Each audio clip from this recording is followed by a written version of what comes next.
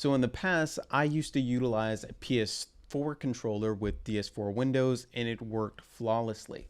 But recently I tried switching over to utilizing my PS5 controller and then I ran into an issue with it not working properly.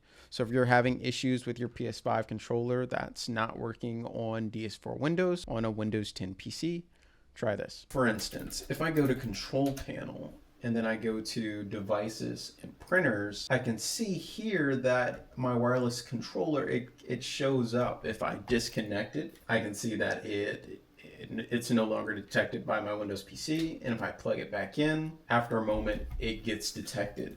So I'm like, okay, I know there's not an issue with my USB-C cable, USB-C cable. And if you are running into an issue, you do want to make sure that you do have a USB-C to USB cable that allows data transfer. If you're not sure what that looks like, I'll have a link to one in the description for something that's pretty cheap that you can grab off Amazon.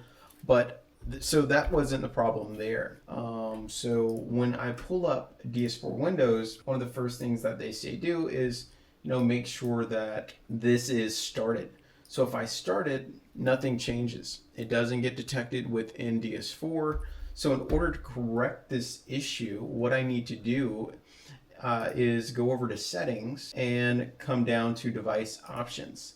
Previously, I was utilizing this for my PS4 controller, and so it had the right settings enabled. But since I'm utilizing a PS5 controller, I need to check this box for DualSense controller support. And once I do that, I'll go ahead and click exit, and I just want to stop this, and then I'll restart it. And so now you'll see that, almost instant, DS4 was able to recognize my PS5 controller. So give that a go, see if that works for you. If it does, tick that like button, subscribe to the channel to stay tuned for future videos.